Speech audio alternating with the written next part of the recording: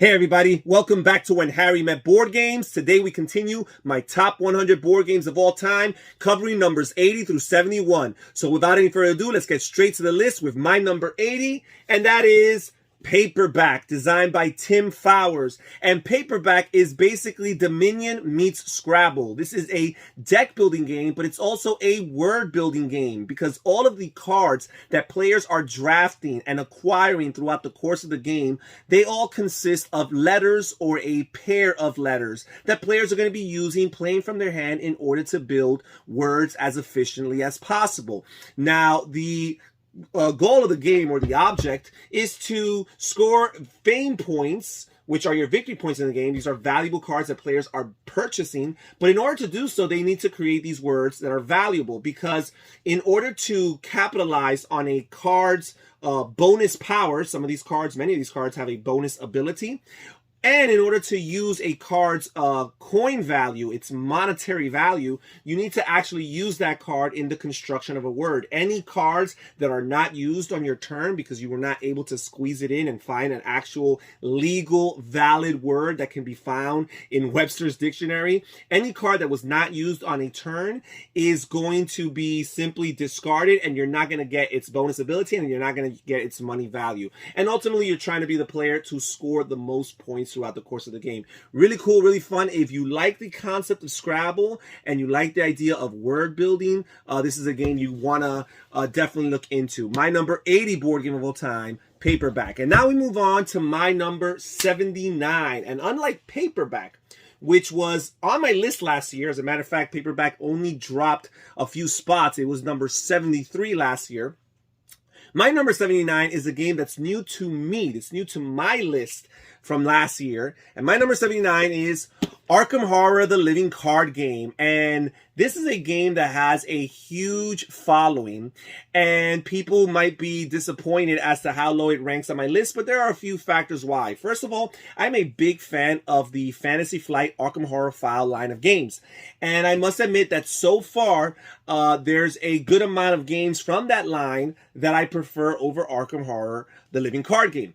I'm also a big fan of the Living Card model from Fantasy Flight, and in particular, Nate French's Living Card games. So this game does have lots of potential for me. However, so far I've only played the game a little bit more than a handful of times, but I've only played one scenario, the first scenario. The base game here comes with 3 scenarios. You also buy additional packs to finish out this original cycle, and then players can buy additional bigger boxes, bigger sets to keep on going into different campaigns and missions and narratives, and basically to add lots of variety to the game. Now, I imagine that as I play scenario 2, scenario 3, that the ante will be up, so to speak, and the challenge and the immersion will increase, and therefore there's a very good likelihood that this game will climb on my list. So far, I do like it. Number 79 is not shabby for a game that's just coming onto the list for the first time, but we'll see what happens. These next couple scenarios will determine whether or not this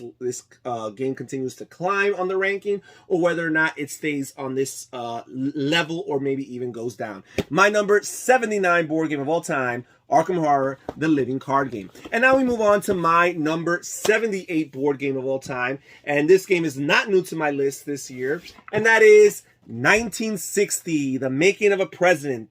This is designed by Jason Matthews and Christian Leonard. And 1960, The Making of a President was number 71 on my list. So more or less around the same section as Paperback from earlier. So this game also has not dropped too many spots.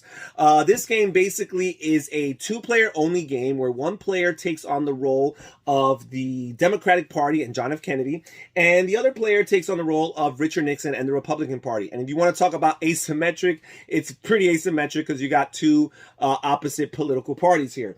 Now, this game is not quite a simulation because you can basically recreate history, and the Republican player does have a chance of actually winning the election. I know because I've done so as the Republican player. And this game is a bit of a time investment. This game is about 2 hours to play probably. And players are basically using card play in order to engage in combat, if you will. But it's a political combat. You're basically trying to gain influence in all the different states across the country. And just like the real United States election, not every state is created equal because you have the electoral college that you have to factor in. And some states are going to get you more electoral votes than others. And those are the states that perhaps you want to focus on. Now, it's cool because each time you play a card in your turn, you could actually use those cards to either trigger their particular events. And all of these events are historically accurate events that actually transpired during this time, during history. Or you can use those cards for their campaign points, and their campaign points are going to grant you actions. They're going to allow you to move throughout the regions to campaign. They're going to allow you to gain influence or remove opponents' influence from particular states. They're going to allow you to gain influence with the media, with the local newspapers, and what have you. Really cool game. I've played on both sides. I've enjoyed both sides, and I've won with both sides. And I totally endorse this game. My number 78 board game of all time, 1960, The Making of a President. And now we move on to my number 77 board game of all time. And this game is also not new to my list, and that is Android Netrunner. This is originally designed, the Netrunner CCG was designed by Richard Garfield. This reimagination here is designed by Lucas Litzinger and published by Fantasy Flight Games. And this game was on my list at number 29. So it's one of the biggest drop-offs, if not the biggest drop-off so far on this list. I really do like this game. I love how asymmetric it is, even to a flaw, because the two sides is a two-sided game, just like 1960, The Making of a President, although it's a very much different game. The terminology, the keywords that are used on opposite sides, whether you're playing the evil corporation or you're playing the Netrunner, the hacker, either side, the terminology for their respective components, whether it be their hand, their discard pile, their tableau, all the terminology is different. So that can get a little bit confusing when it comes to teaching the rules and when it comes to reading and interpreting the text on the different cards. But once you get the hang of it, you kind of get in the rhythm and you figure things out. I've only taught this game to one person. So there's only one person in the world that I play this game with. And I did not play too many times. I think we might have played twice in 2021. So those are factors that contribute toward its drop. If I had more people to play with and play this more often, probably it would have held more steady. But I love playing, in particular, the corporation side. The corporation is kind of playing a game of chicken. They are trying to hide their agendas in order to prevent the Netrunner from hacking into their servers and stealing those agendas for victory points. Really cool, really neat. If you like this two-player tactical card game style of game, that's a little bit deeper perhaps than the average tactical card game, this is a game you definitely have to look into. My number 77 board game of all time, Android Netrunner. Now we move on to my number 76, and my number 76 is another big drop off. So this game here was on my list last year, and it is Summoner Wars, and this here was ranked number 28. So last year, Summoner Wars was number 28, Netrunner was number 29. This year, they're number 76 and 77 respectively. So they've dropped down an equal amount of spaces. And this is another game that I've only played with one or two people.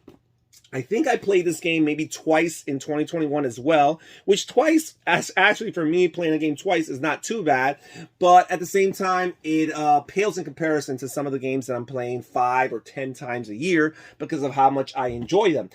This game is a 2 to 4 player game, although I only play it with 2 players, really, is where the game shines. It's a tactical card game, although there's a spatial element to it because you have this player mat that you unfold and you place your cards on the mat almost as if they were two-dimensional miniatures, and you can move and maneuver your cards depending on their stats around the playmat in order to position themselves for attack. And a lot of what's taking place in this game is combat. You're trying to defeat all of your opponent's units, and ultimately you're trying to defeat their summoner, which is their most powerful champion on their deck of cards.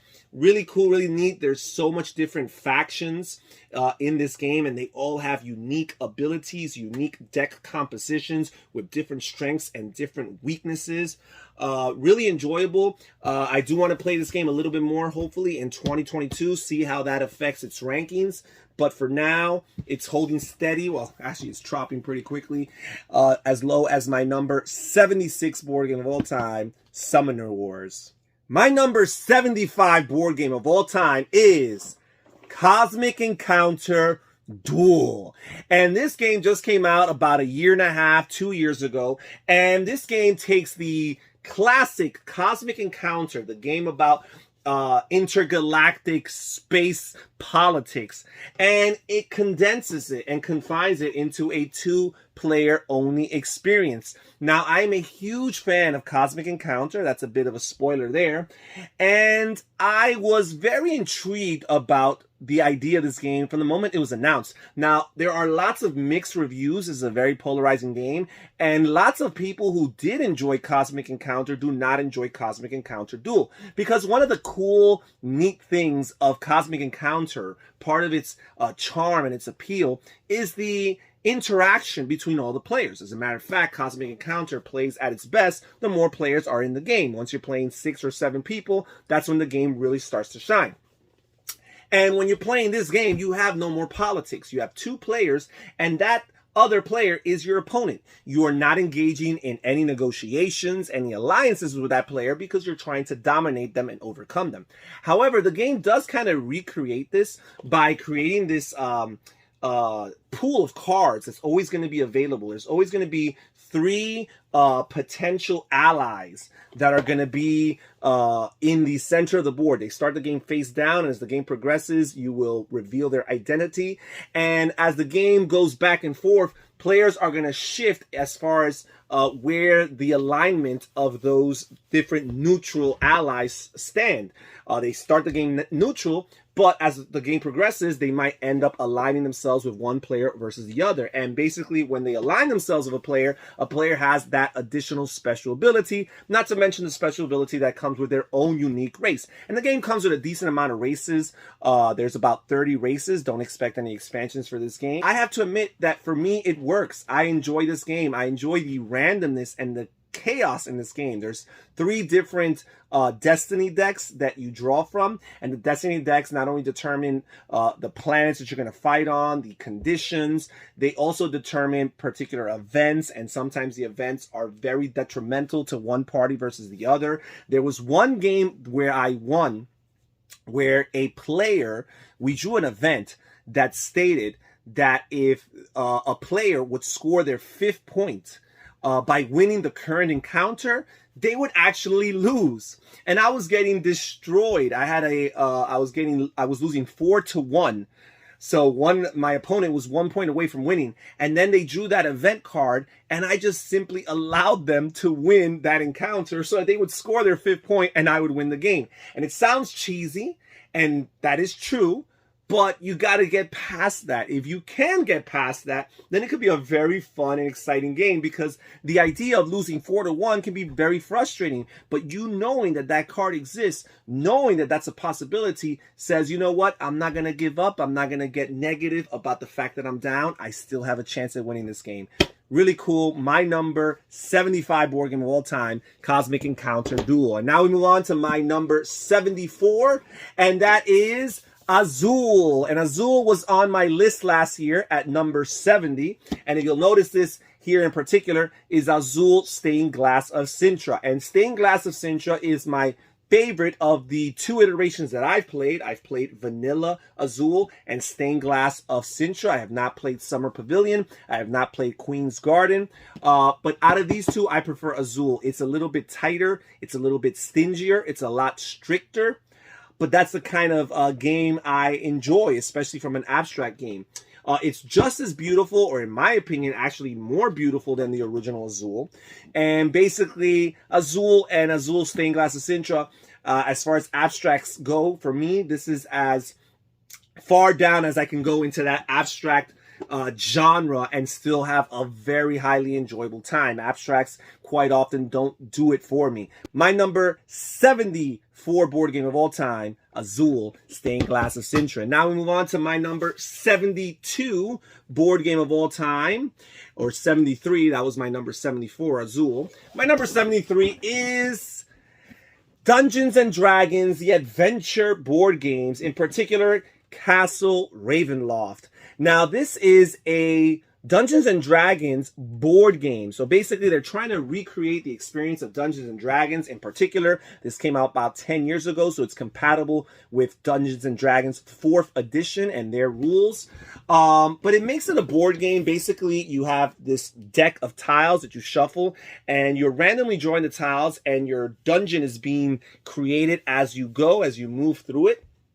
And the book comes, or the scenario book comes with 13 different scenarios that you could play. It's not necessarily a campaign, although future iterations of the D&D Adventure series did introduce campaign play. Castle Ravenloft does not. And the mechanics are very light. It's a very light dungeon crawl. Basically, you have 2 actions. You make a movement and you make an attack if there is somebody to attack. That's pretty much it. And then if you are at the edge of a dungeon tile, you reveal a new dungeon tile and connect it to the current dungeon tile you're on. Ultimately, each scenario has an objective and a boss that you're trying to defeat in order to win it successfully. Players can be knocked out a certain amount of times, and once they're knocked out a certain amount of times, that triggers the end of the game as a loss. They've been defeated. So very light, very simplistic, but I like it for the Dungeons and Dragons flavor and the simplicity of it all. I think it's a great introduction if you want to teach people or bring them into Dungeons and Dragons. It's a much more tangible product in order to introduce them to it. My number 73 board game of all time, Dungeons and Dragons, Castle Ravenloft. Now we move on to my number 72 board game of all time. And this game, unlike Castle Ravenloft, is not new to my list this year. This game was ranked number 44 last year, so it has dropped a bit. And that is Runebound 3rd edition. And this game here is out of print. It is part of Fantasy Flight's Terranoff universe. And there will be much more Terranoff universe games on this list. That's a little spoiler there. I do enjoy Fantasy Flight's Terranoff universe. And Runebound is basically the ultimate fantasy adventure game. Players have this board which consists of a map, and the map has all the wilderness and forest and mountain areas, and it also has a bunch of cities that players will be going to in order to shop for different items, for equipment, for armor, for weapons, different things that will strengthen their characters and grant them more tokens in order to cast them for combat, because yes, combat here is resolved by the casting of particular tokens. And you start the game with a few of them, with 3 to be exact, and as you purchase these different shop items, you'll have more, and it'll increase your chances of being able to defeat the more powerful bad guys, and ultimately the overlord, or the big bad at the end of each particular scenario. The base game here only comes with 2 different scenarios. You got the Necromancer Vorkesh, and you got the dragon, the High Lord Margath. And so there's not too much variety as far as that's concerned. It comes with 6 different heroes, but there are expansions that, again, are out of print that you can acquire in order to grant you additional bad guys and additional heroes to play with. This game here has beautiful art. I love the exploration. It feels like a real sandbox experience. Yes, you have your ultimate objective of defeating the big bad, but the way you level up and the parts of the map that you explore are all up to the individual player. Really cool. My number 72 board game of all time, Runebound 3rd edition. And now we move on to my number 71, the last game for this list. Also not new to the list. This game was ranked number 55 on my list last year, so it's dropped a bit, not as much as Runebound. My number 71 is Tikal, designed by Wolfgang Kramer and Michael Kiesling. And in this game, players are exploring Tikal, the Mayan jungles, and they're doing so through the act of flipping tiles and placing them on the board. And basically, as they flip these tiles, they reveal temples that have been excavated. They reveal particular unique treasure that they're trying to collect in order to score victory points through a set collection. And as you're doing all of this, you're using action points. This is the game that innovated Kramer and Kiesling's famous action point allowance, where in this game in particular, you have 10 action points and you have a pool of about 6 different actions you can pick from. And each of these actions cost a different amount of action points. So you're using them, these action points, to move across the jungle. You're using them to excavate your different temples, to dig deeper so that they can have more of the temple revealed, and therefore the temple is more valuable.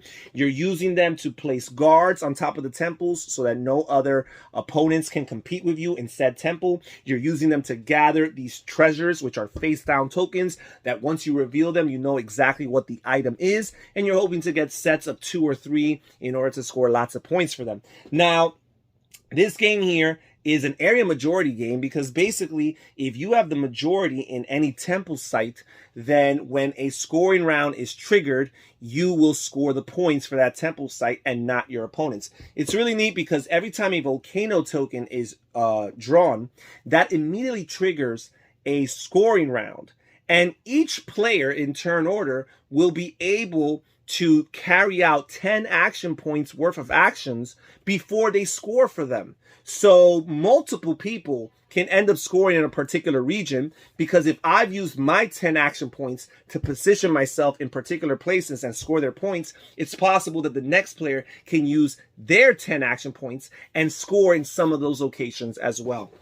Fun game. I feel that it's one of the more thematic games of Kramer and Kiesling's repertoire, and I love the look of the game. Even this older edition, they do have a newer edition from Super Meeple with 3-dimensional temples, which is even nicer looking. But even this edition here is just fine. The Spiel des Jahres winner is good enough to be my number 71 board game of all time, Tikal. And that's it for today's list, folks. Thank you so much for joining us here on Harry Met Board Games. Please comment down below and tell me what you think about this list in particular. And do not miss it. In a few days, I will be back with the next segment in my list, which will be numbers 70 through 61. You don't want to miss it. All right, guys, this is Harry saying take care, everybody. Stay safe, stay healthy, and have fun gaming. Bye-bye.